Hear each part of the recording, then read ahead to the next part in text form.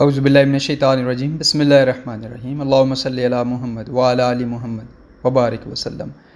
ایک مشہور چائنی فلاسفر کا کہنا ہے کہ اگر تم خود کو اور اپنے دشمن کو جان لو تو ہزاروں جنگوں میں بھی تمہیں ڈرنے کی ضرورت نہیں۔ اور قرآن نے کم از کم 4 آیات میں شیطان کو انسانوں کا عدو مبین یعنی کھلا دشمن قرار دیا۔ اور سورہ فاطر میں تو کہا گیا کہ شیطان دشمن ہے، اسے دشمن ہی سمجھو۔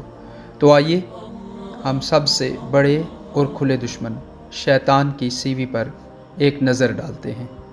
نبی اکرم صلی اللہ علیہ وآلہ وسلم کی حدیث ہے کہ شیطان انسان کے بدن میں خون کی طرح دوڑتا ہے۔ قرآن ہمیں بتاتا ہے کہ جب تم قرآن کی تلاوت کرو تو شیطان سے اللہ کی پناہ طلب کیا کرو، اور نماز سے قبل بھی ہم شیطان سے پناہ طلب کر کے نماز پڑھتے ہیں۔ تو سوال یہ ہے کہ جب نماز اور قرآن جیسے خالص اللہ کے اعمال میں بھی شیطان سے پناہ مانگی جا رہی ہے تو شیطان کے پاس کتنی طاقت ہے؟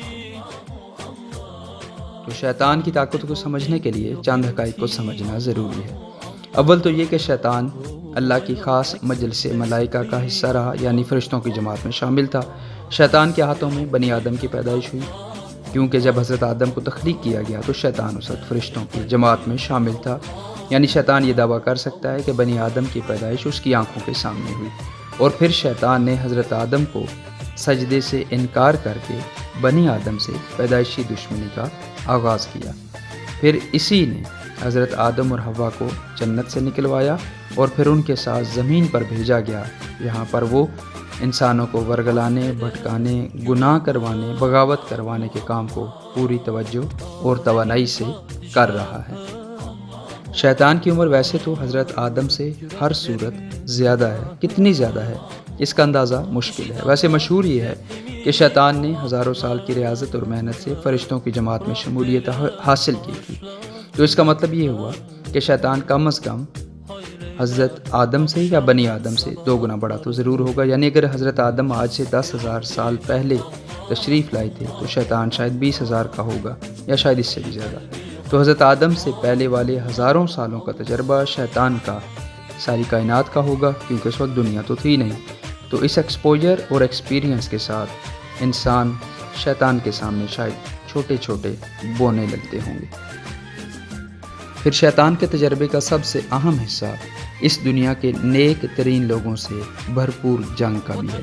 حضرت آدم سے لے کر آخری نبی تک، حضرت نوح، حضرت ابراہیم، حضرت موسیٰ، عیسیٰ اور کنویں والے حضرت یوسف سے لے کر بدر، احد، خندق اور حنین کی جنگوں تک، پھر اہل بیت، اصحابہ کرام سے، ائمہ کرام سے، صوفیاء کرام سے، مجددین سے، تمام ملکوں میں موجود تمام بزرگوں سے اور خانہ کعبہ کے سارے اماموں سے، تمام بڑے بڑے اسلامی اداروں کے سربراہوں سے لے کر اس دنیا میں گمنام نیک لوگوں تک، شیطان ہر نیک شخص کے دماغ کو پہچانتا اور سمجھتا ہے۔ اور پھر شیطان کی سیوی کا شاید سب سے اہم حصہ کفار اور اللہ کے تمام باغیوں سے اس کی بھرپور دوستی اور مدد بھی ہے۔ نمرود، حامان، فرعون، ابو جہل، ابو لہب سے لے کر مودی جی تک، اور کفار کے تمام لیڈرز اور تمام نظام الہی مخالف سیاستدان، سائنسدان، اکانومسٹ، لکھاری اور حمایتی اور NGOs، سب کے سب کو شیطان سوچ، عمل اور طریقہ کار کو بہت اچھی طرح سے جانتا بھی ہے اور انفلوئنس بھی کرتا ہے۔ تو اب اس شیطان کے کریڈینشل ذرا چیک کریں۔ جتنی عمر، جتنی میچورٹی، جتنا اینمی اور فرینڈز کے بارے میں علم شیطان کے پاس ہے، وہ اتنا زیادہ ہے کہ اس کو بیٹ کرنا انسانی بس کی بات نہیں۔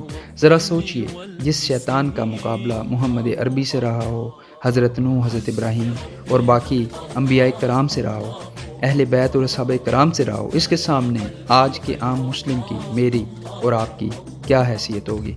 اچھا، پھر بات یہاں پہ ختم بھی نہیں ہوتی۔ ذرا شیطان کی پاورز کو چیک کریں۔ وہ جہاں چاہے پہنچ جاتا ہے، وہ ہماری سوچ کو انفلوئنس کر سکتا ہے، ہمارے دلوں میں وسوسے پیدا کر سکتا ہے، وہ سبب بنتا ہے ہر طرح کی غلط فہمی پیدا کرنے کا، جدائیاں ڈلوانے کا، طلاقیں کروانے کا، قتل و غارت کروانے کا اور جنگیں کروانے کا۔ اور شیطان کی اتنے ایکسپیرینس اور ایکسپوجر کے ساتھ اب شامل کیجیے ہر انسان کے اندر نفس، جو شیطان کا دوست ہوتا ہے۔ لیکن اب سوال یہ ہے کہ شیطان کو اتنی عمر، اتنا تجربہ، اتنی ایکسیس، پاورز اور انفلوئنس دی کیوں گئی ہے؟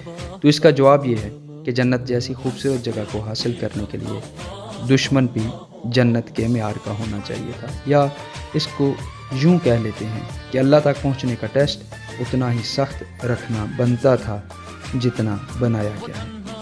تو اب جب اللہ کی مدد اور رحمت سے انسان شیطان کو ہرا کر اللہ تک پہنچیں گے تو وہ زندگی اور انعامات ملیں گے جو اتنے تگڑے دشمن کو زیر کرنے پر اللہ نے ہم سے وعدے میں رکھے ہیں انشاءاللہ تعالی۔ اور آج کا سب سے اہم سوال یہ ہے کہ اس شیطان سے جو عدو مبین ہے بچا کیسے جائے؟ تو اس کے لیے ضروری ہے کہ اس شیطان سے بچنے کے لیے اس شیطان کو پیدا کرنے والے کی بات مان کر زندگی گزاری جائے، پاک سوچ، پاک جسم اور پاک لباس کی پابندی کرتے ہوئے پاک زندگی گزارنے کی کوشش شور ڈیول ریپیلنٹ کا کام کرتی ہے۔